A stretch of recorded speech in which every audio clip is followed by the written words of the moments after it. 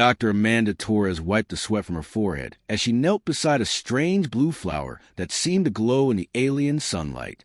The planet Kepler 442c was everything the long-range scans had promised and more.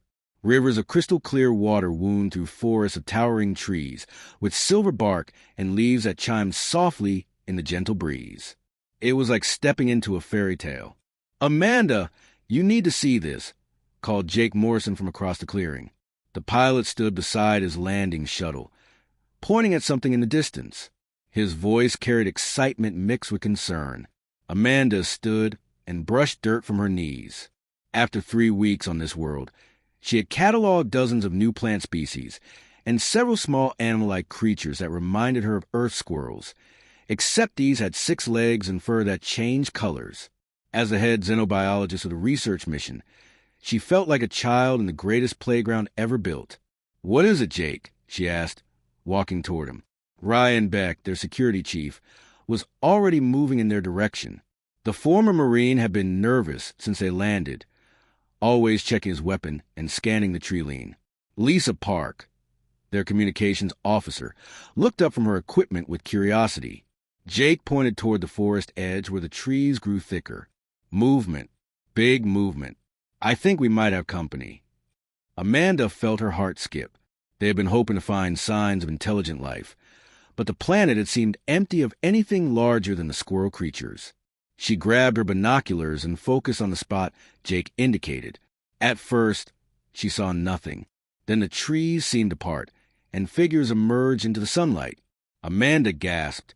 They were tall, much taller than humans, with long, graceful limbs that moved with fluid precision. Their skin appeared translucent, showing faint colors that shifted and flowed like aurora lights beneath the surface. "My God," whispered Lisa. "They're beautiful." The beings moved closer with careful steps. There were 5 of them, and they seemed curious rather than threatening. They stopped about 50 meters away, and one of them raised what looked like a hand in greeting. The gesture was so human-like that Amanda felt a rush of excitement. "This is it," she said quietly. "First contact with an intelligent alien species." Ryan stepped forward, his hand resting on his sidearm. "Let me go first, document. We don't know their intentions." Amanda shook her head. "No weapons visible. Look at their body language. They're curious, not aggressive." She had studied animal behavior for 15 years, and these beings displayed all the signs of peaceful curiosity she recognized from Earth creatures meeting humans for the first time. She walked forward slowly, her hands visible and empty. The lead alien did the same. As they got closer, Amanda could see that the being was even more remarkable up close. It stood nearly 8 feet tall, with elongated features that seemed almost elvish. Its eyes were large and dark, and when it looked at her, she felt as if it was seeing straight into her soul. The alien reached into what might have been a pouch and pulled out a small device. It spoke into the device in a language of musical tones and clicks. Then the device spoke back in clear English. "Greetings, small beings. We are the Veltar. We have watched your arrival with great interest." Amanda's team gathered behind her. The translator technology was incredible. "Hello," she replied. "I'm Dr. Amanda Torres. We're explorers from Earth, here to study your beautiful world." The alien skin colors shifted to what seemed like pleasant blues and greens. "Earth. Yes, we have heard whispers of your kind from the far reaches. You travel in metal shells across the void. Most fascinating." Over the next hour, the Veltar explained that they were travelers like humans, moving from world to world. They seemed particularly interested in human technology and asked many questions about their ship, their weapons, and their physical capabilities. Amanda answered happily, thrilled to be conducting humanity's first diplomatic contact. The Veltar leader, who called himself Ketvar, invited the humans to visit their temporary camp deeper in the forest. Amanda agreed immediately, despite Ryan's obvious discomfort. As they walked through the alien woods, the Veltar pointed out various plants and animals, sharing knowledge about the ecosystem. Their camp was a collection of elegant structures that seemed to grow from the trees themselves. The Veltar technology was clearly advanced, but they used it in harmony with nature rather than dominating it. Amanda was impressed and said so. "You appreciate beauty and balance," Kethvar noted, his skin flickering with golden hues. "This is rare among the species we encounter." That evening, the Veltar prepared a feast of local fruits and vegetables that were safe for human consumption. They had somehow analyzed human dietary needs and prepared food accordingly. The gesture touched Amanda deeply. These beings were not only intelligent but considerate. As the alien sun set, casting the forest in purple twilight, Kethvar began telling stories of the Veltar travels. They had visited hundreds of worlds, he explained, encountering countless species. Some were peaceful like humans seemed to be. Others were aggressive and dangerous. "What do you do when you meet dangerous species?" Lisa asked innocently. Kethvar's skin shifted to deeper, darker colors. "We adapt our approach accordingly. Every species requires different methods of interaction." Something in his tone made Amanda feel uneasy for the first time that day. Ryan, who had been quiet all evening, leaned forward. "What kind of methods?" The other Veltar around the clearing became very still. Kethvar stood slowly, his impressive height suddenly seeming more threatening than graceful. "That depends on what each species is best suited for." Amanda's scientist brain finally registered what her instincts had been trying to tell her. The Veltar camp had no visible food storage, no agriculture, no domesticated animals. For travelers, they seemed to have very few supplies. And now that she thought about it, their questions had focused heavily on human physical capabilities, reaction times, and survival skills. "What are humans best suited for?" she asked quietly. Kethvar's skin began shifting through deep reds and purples. When he smiled, Amanda saw that his teeth were sharp, predatory. "Why? Sport, of course. We have never encountered a species quite like yours. Your fierce scent alone promises an extraordinary experience." The other Veltar began standing, spreading out to surround the clearing. Amanda's heart pounded as the terrible truth became clear. They weren't diplomats or fellow explorers. They were hunters, and humans were about to become their prey. The silence in the clearing stretched like a taut wire ready to snap. Amanda felt her team's fear wash over her in waves, but she forced herself to remain calm. Years of studying predators had taught her that panic was the fastest way to trigger an attack. Kethvar circled them slowly, his skin now a deep crimson that pulsed with darker patterns. "You seem surprised, Dr. Torres.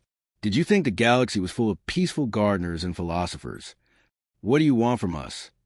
Ryan asked, his hand moving toward his weapon. "Ah, the warrior speaks," Kethvar said with obvious delight. "Do not reach for your primitive projectile thrower, Ryan Beck. It would end the sport too quickly." The fact that he knew Ryan's name sent chills down Amanda's spine. These creatures have been studying them, learning about them probably since the moment they landed. "Sport?" Lisa whispered. Another Veltar, smaller than Kethvar, but with skin that shifted through aggressive orange patterns, stepped forward. "We are hunters, little humans. We have perfected the art across 300 worlds and twice as many species." Kethvar nodded approvingly. "Each species provides unique challenges. The crystal beings of Zirian could phase through solid matter. The pack hunters of Vorthak moved faster than sound itself. The Kree possessed technology that could bend reality. What happened to them?" Amanda asked, though she already knew the answer. "They provided excellent sport until they could provide no more," Kethvar replied simply. "Their stuffed forms now decorate our great halls, alongside the champions of countless other worlds." Jake stepped closer to Amanda. "You're talking about genocide." "We prefer to think of it as conservation," the orange-skinned Veltar said. "We preserve the best specimens of each species for posterity. Future generations will know that these creatures once existed thanks to our efforts." Amanda's mind raced. She needed to buy time to think. What makes humans special? Why choose us for your hunt? Kethvar's eyes gleamed with anticipation. "Your species possesses something we have never encountered before. You call it adrenaline, but we know it as the fear scent that becomes courage scent. When cornered, humans do not simply flee or freeze. You adapt. You fight back with surprising creativity. Your preliminary scans showed remarkable potential." Another Veltar added, Humans have conquered a world filled with apex predators, despite being physically inferior to most of them. You use tools, strategy, and something our scientists cannot fully understand, stubborn refusal to accept defeat. Amanda realized with growing horror that the Veltar had done their homework. They knew about human history, about wars and survival against impossible odds. They had chosen humans specifically because they expected a good hunt. However, Kethvar continued, you are still just prey. Clever prey, but prey nonetheless. We have hunted for millennia. We have technology beyond your understanding. We have senses that can track you across continents. Ryan finally spoke up. If you're so confident, why not just kill us now? Kethvar's skin rippled with what might have been laughter. Where would be the sport in that? The hunt is everything. The chase, the growing desperation, the moment when prey realizes it cannot escape. These are the experiences we cherish. Besides, the orange Veltar added, tradition demands we follow the ancient protocols. You will be given 24 of your Earth hours to run, to hide, to prepare. Use this time wisely. Amanda led her team through the alien forest at a steady pace, not running, but moving with purpose.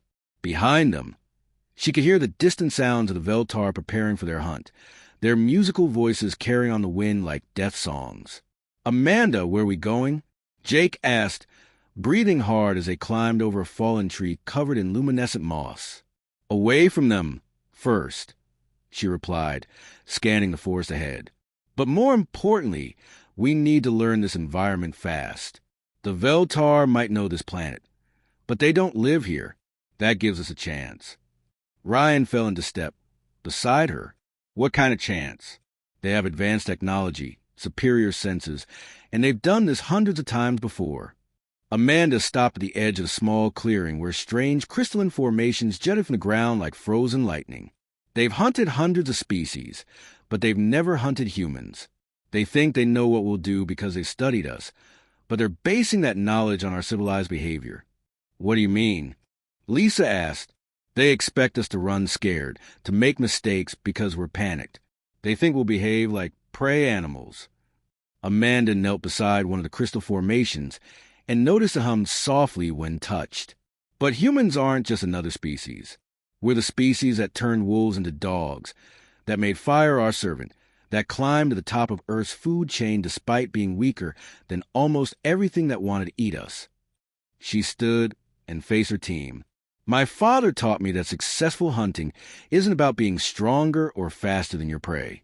It's about understanding patterns, exploiting weaknesses, and using the environment to your advantage. Jake looked confused. But we're not the hunters here. Aren't we? Amanda asked. The Veltar made one critical mistake. They told us their weaknesses without realizing it. What weaknesses? Ryan demanded. Amanda began walking again, leading them toward higher ground where she could get a better view of the surrounding area. They hunt in packs, which means they coordinate but also rely on each other. They're proud of their technology, which means they probably depend on it too much. And most importantly, they've never lost. How is that a weakness? Lisa asked, because it means they've never had to adapt to failure. They expect to win, so they won't be prepared when things go wrong. Amanda found what she was looking for, a rocky outcrop that would give them a good view of several valleys. We're going to give them a hunt they'll never forget. As they climbed, Amanda explained her plan. They would not run blindly through the forest like frightened animals. Instead, they would use the next 24 hours to learn everything they could about this world and then turn it into a weapon against their hunters. From the rocky outcrop, they could see for kilometers in every direction. The forest stretched endlessly, broken by rivers, clearings, and more of the strange crystal formations. In the distance, Amanda spotted what looked like a lake and several areas where the trees grew differently, suggesting different soil or water conditions. Jake, you're our pilot, she said. I need you to memorize this terrain like you would a flight path. Every landmark, every route between them. Got it? Jake replied, already studying the landscape with professional intensity. Ryan, we need to know what resources we have available. Check all the supplies they gave us, but also start thinking about what we can make from this environment. Weapons, traps, tools. The former Marine nodded grimly. On it, Lisa, I need you to observe everything about this planet. Weather patterns, day-night cycles, animal behavior. The Veltar might know this world, but we're going to know it differently. We're going to see it as humans see it. What are you going to do? Lisa asked. Amanda pointed toward the forest below. I'm going to start thinking like a predator. Over the next several hours, they worked systematically. Jake mapped escape routes and strategic positions. Ryan inventoried their supplies and began crafting simple tools from local materials. Lisa tracked the movement of the small animals and noted how the plants responded to the alien sun. Amanda studied the crystal formations they had seen throughout the forest.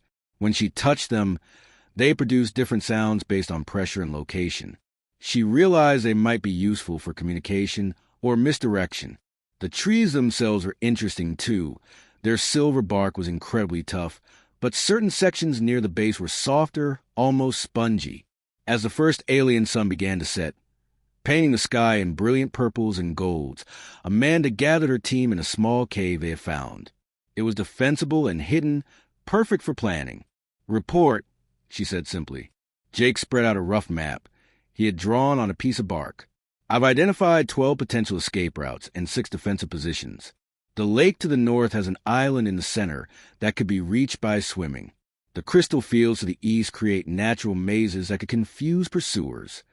Ryan showed them the weapons he had improvised, sharpened stakes, simple snares, and even a crude spear made from a straight branch and a piece of their supply pack.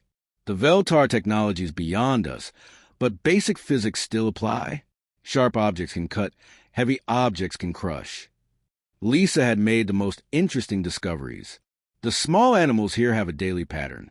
They hide during the brightest part of day when both suns are up, but they're very active at dawn and dusk. There's also something strange about the way they react to certain sounds. What do you mean? Amanda asked. When I whistled, they all went silent and still.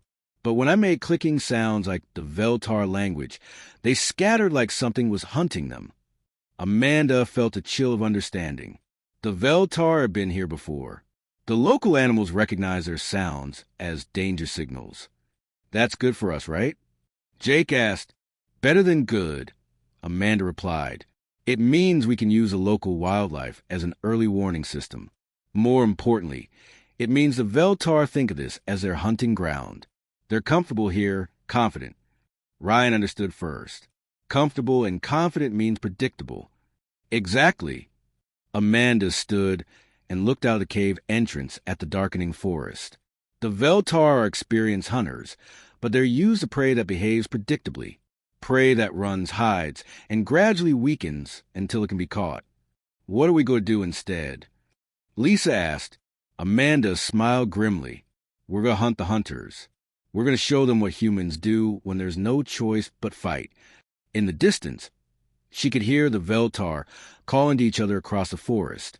Their hunt will begin with the next sunrise. But Amanda was no longer thinking about survival. She was thinking about victory. The alien dawn broke with a symphony of colors that would have been beautiful under different circumstances. Amanda watched from her hidden position as both suns crested the horizon, casting long shadows through the forest. Somewhere out there, the Veltar were beginning their hunt. She had spent the last hours of darkness preparing. Her team was positioned according to the plan they had worked out.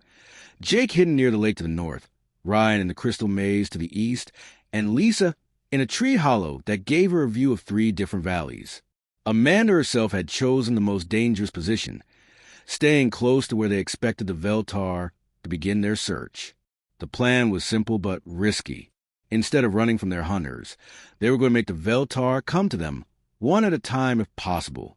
Amanda had studied enough pack hunters to know that their greatest strength was also their weakness. They depended on coordination. A sound drifted through the morning air, musical and alien. The Veltar were calling to each other, probably organizing their search pattern. Amanda pressed herself deeper into the hollow log, where she was hiding and waited. She didn't have to wait long. The first Veltar appeared within an hour, moving through the forest with fluid grace. Its skin showed excited yellows and oranges as it followed what must have been a human scent trail Amanda had deliberately left. She recognized this one. It was the orange-skinned hunter who had spoken the night before. The alien moved confidently, probably expecting to find frightened humans huddled together somewhere ahead. It never thought to look up. Amanda had spent her childhood in trees, following her father on hunts through Montana forests. The Veltar might have superior senses, but they were used as ground-based prey. When she dropped from the branch above, landing on the alien's back, it was completely caught off guard. The fight was brief but vicious. The Veltar was stronger than Amanda, but she had surprise and desperation on her side. More importantly, she had a sharp stake that Ryan had carved from the local wood. The alien skin might shift colors to show emotions, but was no tougher than human skin when pierced. Amanda took the Veltar's weapon, a sleek device that looked like a crossbow but hummed with energy, and more importantly, its communication equipment. As she studied the alien technology, she began to understand how the hunters coordinated with each other. The communication device was already crackling with calls from the other Veltar. They were asking Orangeskin for status reports, wondering why he had gone silent.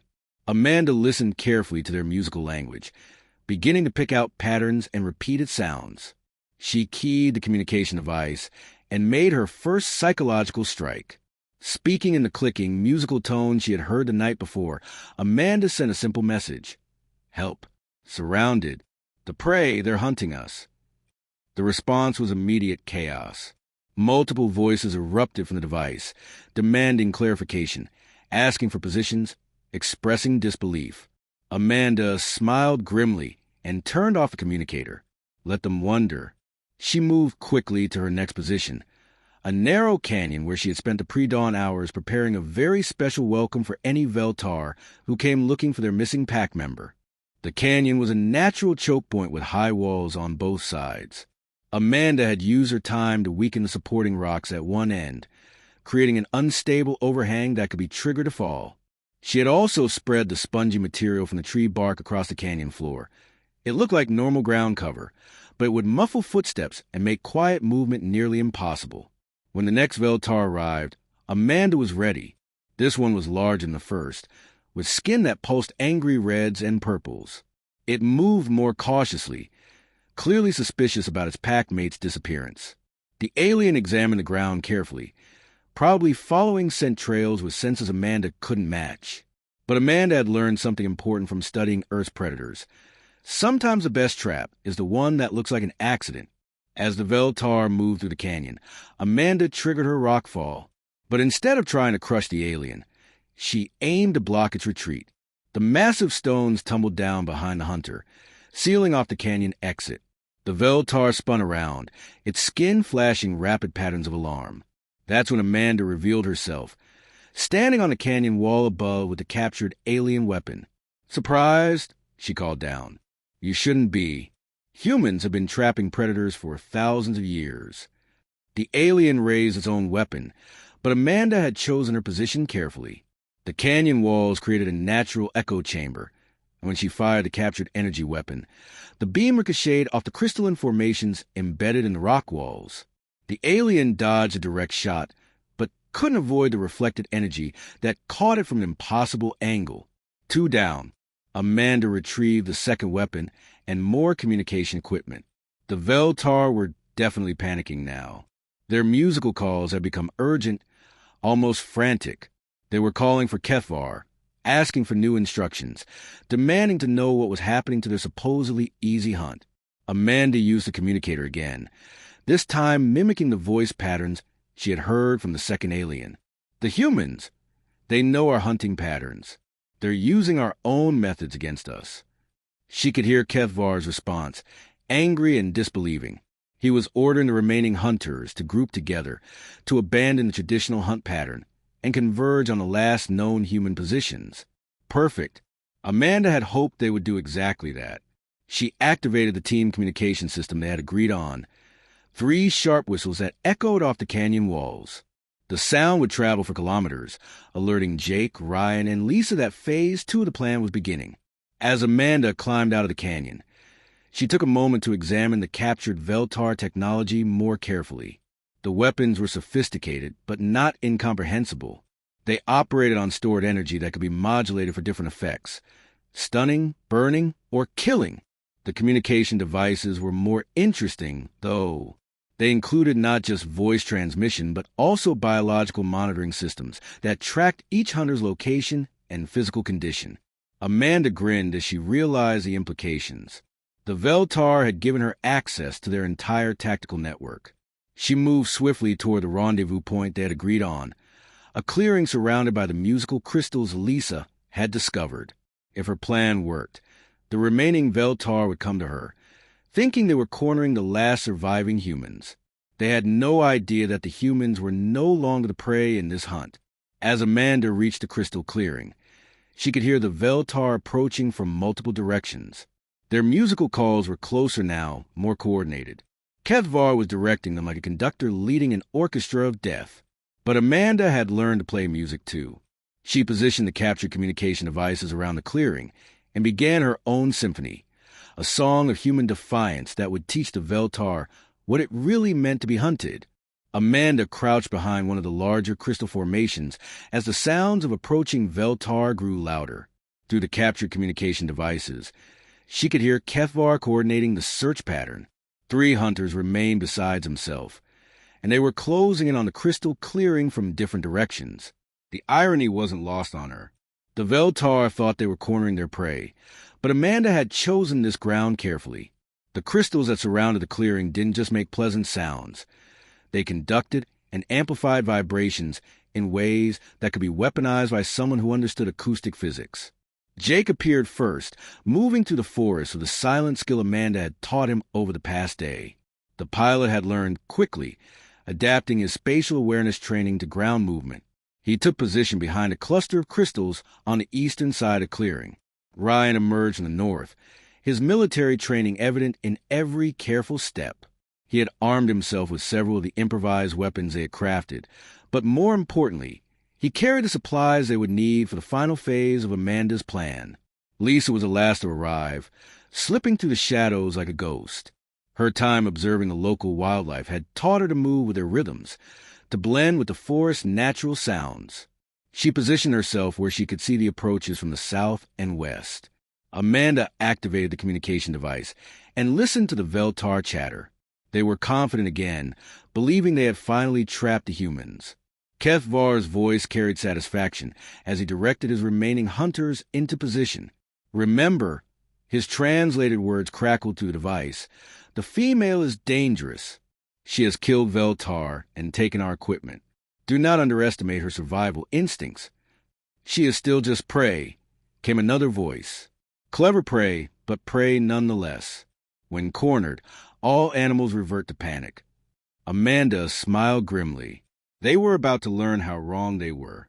The first Veltar entered the clearing from the south, moving with predatory confidence. Its skin showed the deep purples and blacks of a hunter closing for the kill. It held an energy weapon ready, scanning the crystal formations for signs of hidden humans. Amanda had positioned the captured communication devices to broadcast from multiple points around the clearing. When she activated them simultaneously, the effect was devastating. The crystals picked up and amplified the Veltar's own hunting calls, creating a cacophony of overlapping sounds that overwhelmed the alien's sensitive hearing. The hunter staggered, clutching at its head as the amplified noise disoriented it completely. That's when Jake struck from behind, using one of Ryan's improvised spears to bring down the confused alien. The remaining Veltar heard their pack mate's death cry through their communicators. Amanda could hear their growing alarm as they realized the humans weren't cowering helplessly in the clearing. They were actively hunting. Impossible! Kethvar's voice snarled through the device. How are they coordinating? How do they know our positions? Amanda keyed the communicator and spoke in perfect imitation of the alien she had just killed. The prey has become the predator. Your hunt is over. The response was immediate fury. Kethvar's roar of rage echoed through the forest as he abandoned caution and charged toward the clearing. The other 2 hunters followed, their disciplined search pattern dissolving into an emotional rush for revenge. Exactly what Amanda had hoped for. As the 3 remaining Veltar converged on the clearing, Amanda's team put the final phase of their plan into action. They spent precious hours studying the crystal formations, learning how different pressures and impacts created different harmonic frequencies. Now they used that knowledge like a weapon. Ryan struck a sequence of crystals with precise timing, creating a resonant frequency that made the entire clearing ring like a massive bell. The sound was carefully calculated to be just outside human hearing range, but devastating to the Veltar's enhanced senses. The effect was immediate. All three hunters stumbled as the harmonic assault hit them. Their skin flashed chaotic patterns of pain and confusion, as their sensitive hearing was overwhelmed by frequencies that seemed to come from everywhere at once. But Kethvar was stronger than his subordinates. Even disoriented, he managed to raise his weapon and fire at the crystal Ryan was striking. The energy beam shattered the formation, ending the harmonic attack. "Clever mammals," he snarled, his skin now showing pure rage in deep crimson and black. But tricks and tools can only carry you so far. Amanda stepped out from behind her hiding place, holding the two captured energy weapons. "You're right about tools," she said calmly, "but you're wrong about tricks." She fired both weapons simultaneously, not at Kethvar, but at the crystal formations around him. The energy beams ricocheted off the crystalline surfaces in a pattern Amanda had calculated carefully. The pack leader found himself caught in a crossfire of his own people's weapons, reflected and redirected by the very crystals he had just been praising the cleverness of breaking. One of the reflected beams caught him in the shoulder, spinning him around. Another grazed his leg, sending him stumbling. The mighty hunter, apex predator of countless worlds, was being brought down by reflected light and tactical thinking. The two remaining Veltar tried to help their leader, but Jake and Ryan were ready for them. The pilot had learned to use the energy weapons with surprising skill, while Marine made deadly use of the improvised spears and traps they had prepared around the clearing. Lisa coordinated their movements, calling out positions and warnings as she tracked the battle from her elevated position. Her voice had become the command center that bound the human team together, while the Veltar pack unity crumbled under pressure they had never experienced before. When the last of Kethvar's subordinates fell, the great hunter found himself alone in the clearing, wounded and surrounded by the humans he had expected to hunt for sport. "This is impossible," he gasped, his skin flickering between colors rapidly as shock set in. "We are the Veltar. We have conquered 300 worlds. We do not lose the primitive prey species." Amanda approached him slowly, keeping her captured weapons trained on him. "That's your problem right there. You keep thinking of us as prey. What are you if not prey?" Kethvar demanded. Amanda looked at her team, Jake, whose piloting skills had translated perfectly to ground combat, Ryan, whose military training had adapted to an alien environment, Lisa, whose observational skills had given them the tactical advantage they needed. They were dirty, exhausted, and far from home, but they were alive and victorious. "We're humans," she said simply, "and humans don't just survive. We overcome." Kethvar's skin went completely pale, almost transparent. For the first time in his long life, the apex predator was experiencing true fear. "What are you going to do with me?" Amanda smiled, and there was something in that expression that made the mighty hunter try to back away. "We're going to teach the galaxy what happens when someone tries to hunt humanity for sport." Amanda stood over the wounded Kethvar, studying the alien who had expected to add human trophies to his collection. The pack leader's skin had gone almost completely transparent, showing the alien equivalent of terror. But Amanda wasn't finished with him yet. "Tell me about your ship," she said, keeping the energy weapon trained on him. Kethvar's large eyes darted between the four humans surrounding him. "I will tell you nothing, prey creature." Ryan stepped forward with one of his improvised spears. "You're not in a position to be stubborn." "It doesn't matter," Kethvar said, his skin flashing defiant reds. "Even if you somehow kill me, our ship will send word to the hunting fleets. More Veltar will come for you." Amanda nodded thoughtfully. "I was counting on that." She activated the captured communication device and began cycling through different channels. The Veltar technology was sophisticated, but Amanda had always been good with complex systems. Within minutes, she had accessed the ship's communication network. "Fascinating," she murmured as data flowed across the device's display. "Your ship has been broadcasting our hunt to other Veltar vessels. Live entertainment for your people back home." Kethvar's skin went even paler. You cannot understand our technology. Can I? Amanda showed him the display, which now showed multiple Veltar ships positioned throughout the galaxy, all tuned in to watch the hunt on Kepler 442c. Your entire species has been watching you get beaten by 4 humans with improvised weapons. The implications hit Kethvar like a physical blow. His skin cycled rapidly through colors of shock, humiliation, and growing dread.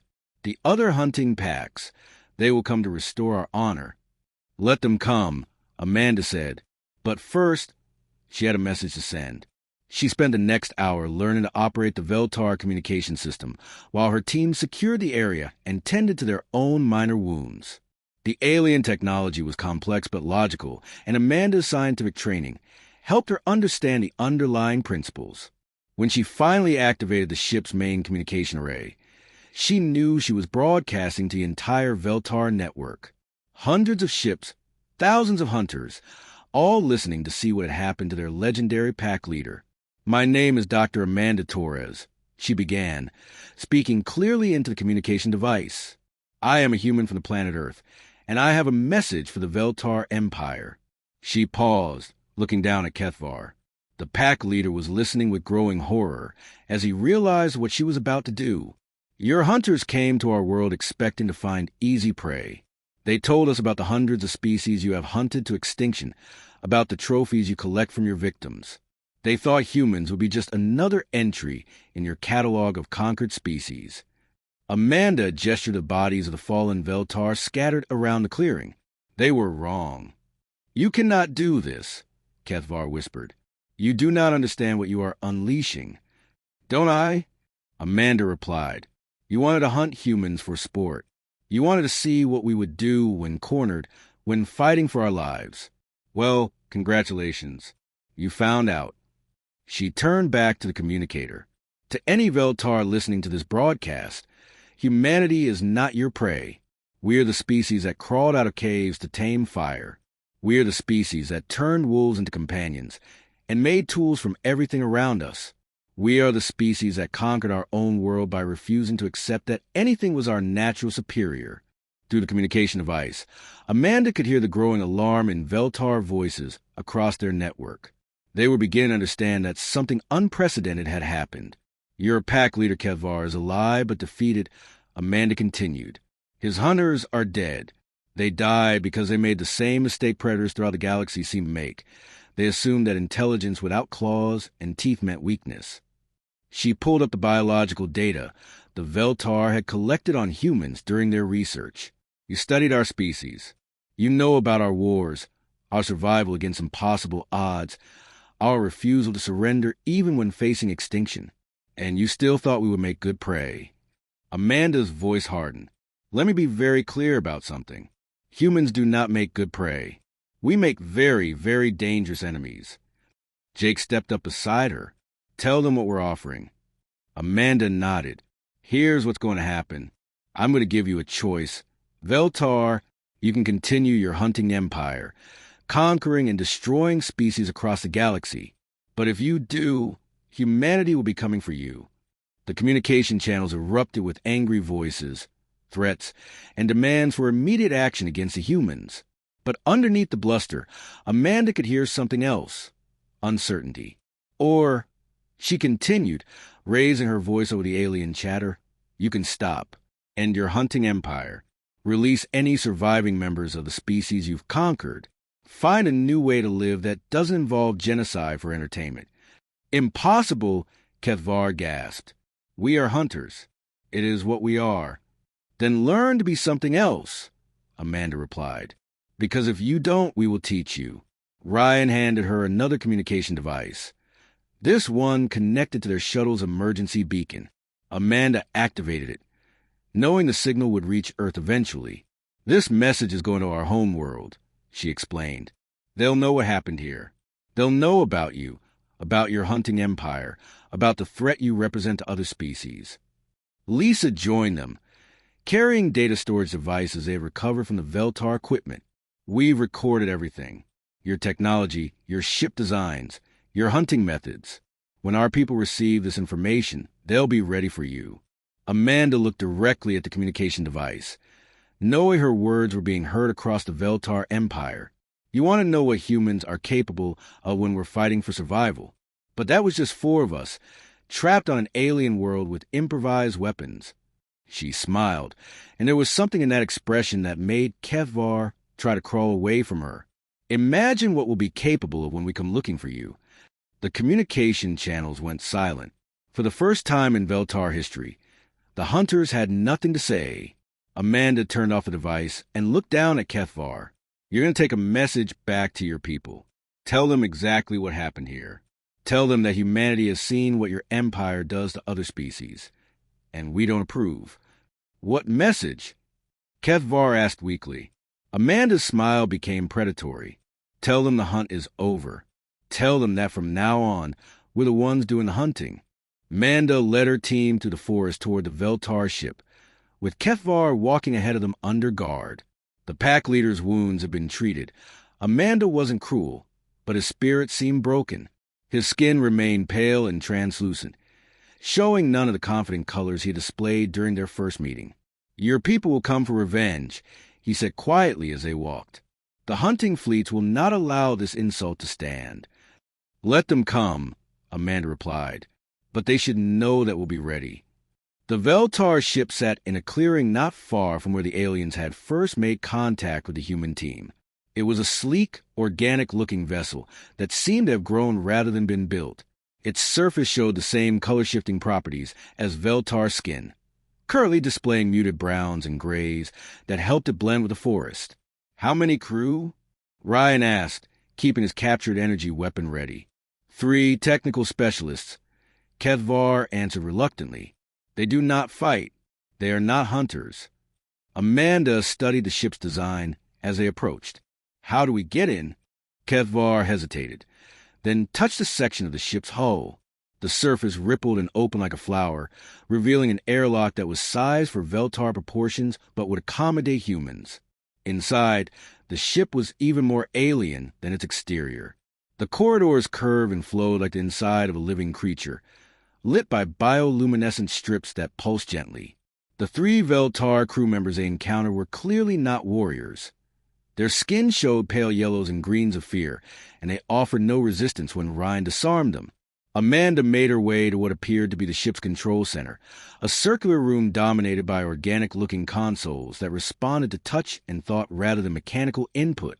The technology was far advanced from anything on Earth, but the principles were recognizable. Show me your ship's database, she ordered Kevvar. I cannot. The information is protected. Amanda raised one of the captured weapons. I'm not asking. Reluctantly, Kevvar interfaced with the ship's systems. The displays came alive with data that made Amanda's heart sink. The Veltar Empire was vast, spanning hundreds of star systems. Their hunting fleets numbered in the thousands, and their catalog of extinct species ran into the millions. But there was other information, too. Details about Veltar society, their weaknesses, their technology, and most importantly, their psychology. Jake, start downloading everything. Amanda ordered. We need to get this information back to Earth. As Jake worked with the alien systems, Lisa made another discovery. Amanda, look at this. The Veltar have been broadcasting the hunt to other species, too, not just their own people. The communication logs showed transmissions to dozens of different alien civilizations. The Veltar had been using their hunts as psychological warfare, showing potential victims what awaited them if they resisted Veltar expansion. They'd been terrorizing the entire galaxy, Ryan said grimly. Amanda nodded, then had an idea. Show me the current broadcast channels. The ship's systems revealed that hundreds of alien species were still connected to the communication network, watching to see what would happen next. The defeat of Kevvar's hunting pack had sent shockwaves throughout the galaxy. Amanda activated the main communication array and began broadcasting on all channels. This is Dr. Amanda Torres, speaking for humanity. She began, to all species receiving this transmission, you have seen what happened here today. The Veltar hunting pack that considered themselves masters of the galaxy has been defeated by 4 humans with improvised weapons. She paused, letting that sink in across hundreds of worlds. For too long, the Veltar have terrorized the galaxy through fear. They have hunted countless species to extinction and used those hunts to intimidate others into submission. Today, that ends. Through the communication array, Amanda could hear the voices of dozens of different alien species. Some expressed disbelief, others hope, still others fear of Veltar retaliation. Humanity extends an offer to all free species of the galaxy. Amanda continued. We will share our knowledge of Veltar weaknesses. We will teach you the tactics that allowed us to defeat their hunters. And if they come for you, we will stand beside you. 3 months later, Amanda stood on the observation deck of the UES Defiance, humanity's first interstellar warship built with captured Veltar technology. Through the reinforced windows, she could see the blue-green world of Kepler, 442c growing smaller as they departed the system that had changed everything. The rescue mission had arrived 2 weeks after Amanda's broadcast reached Earth. What they found was not the desperate survivors they expected, but 4 humans who had turned an alien world into a fortress and were training the local wildlife to recognize Veltar scent patterns as enemy markers. Captain Stephen Cole approached her, his weathered face showing both respect and concern. The quantum comm just picked up another transmission from the Theta Centauri system. 3 more species have declared independence from Veltar oversight. Amanda nodded, watching the alien stars wheeling past. How many does that make now? 47 species in open revolt, Cole replied. And that's just the ones we know about. Your broadcast really lit a fire across the galaxy. The past 3 months have been a whirlwind of preparation and revelation.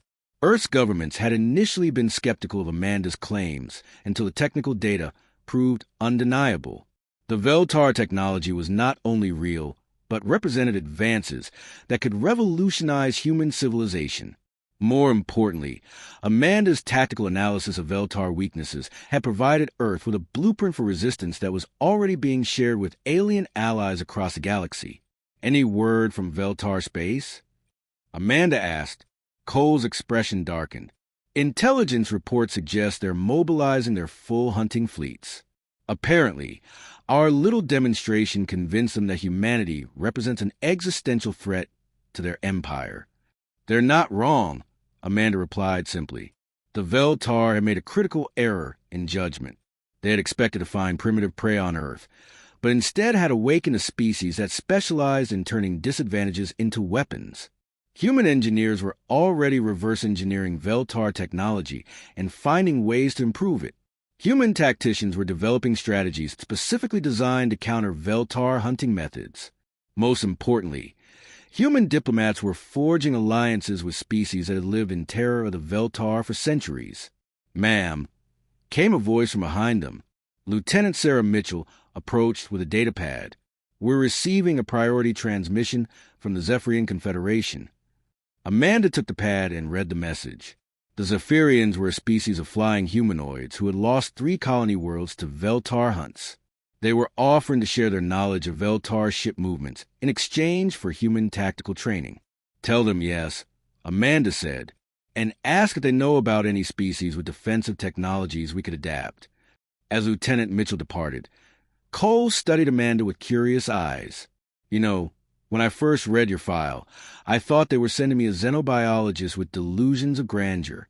Now I'm wondering if they should have sent you a fleet instead of putting you on my ship. Amanda smiled grimly. I don't want a fleet, Captain. I want something much more effective. Which is? Amanda gestured toward the communications array that was constantly buzzing with messages from across the galaxy. I want every species of Veltar have terrorized to know that they don't have to be afraid anymore. Kethvar's skin flashed angry reds. You cannot declare war on our entire empire with just 4 individuals. Can I? Amanda asked. Watch me. She turned back to the communication array. To the Veltar Empire, you want to know what humans are capable of. You wanted to test our survival instincts. Congratulations. You've awakened something that should have been left sleeping. Amanda gestured to her team, each of whom had proven themselves capable of adapting to impossible situations and emerging victorious. These 3 humans helped me defeat your legendary hunting pack. But we are not unique. Earth has billions of humans, all with the same stubborn refusal to accept defeat. She pulled up star charts on the ship's display. showing the vast distances between Earth and Veltar space. It will take time for us to reach you, but we will come. We will bring with us everything we've learned about fighting impossible odds and turning disadvantages into strengths. The communication channels erupted with activity as various alien species began reaching out to each other, many for the first time in centuries. The Veltar had kept the galaxy divided through fear, but Amanda's broadcast was providing a spark of hope that could unite them. To any species that has lost worlds to Veltar hunts, Amanda said, "Know that your people will be remembered. Their sacrifice will not be forgotten, and it will be avenged." She looked directly at Kethvar as she spoke her next words. To the Veltar who are listening, you have a choice. You can continue your hunting empire and face the consequences when humanity arrives. Or you can change. Change into what? Kethvar asked bitterly. Amanda considered the question. Into something better than predators. You have advanced technology, sophisticated science, the ability to travel between stars. Use those gifts to build instead of destroy. Help species flourish instead of hunting them to extinction. And if we refuse? Amanda's expression hardened. Then you'll learn why every predator species on Earth eventually learned to fear humans. We don't just fight back. We remember. We adapt. And we never, ever give up. She began the final phase of her plan. Using the ship systems, she started transmitting all the captured data to Earth through quantum communication arrays that would carry the message faster than any ship could travel. Earth will know about the Veltar Empire within hours, she explained to Kethvar. They'll have your technology specifications, your ship designs, your tactical information. By the time you return to Veltar space, humanity will be preparing. Preparing for what? One of the crew members asked fearfully. Amanda looked out through the ship's viewing portal at the alien forest, where 4 humans had turned the tables on the galaxy's most feared predators. For the day when no species has to fear being hunted for sport ever again,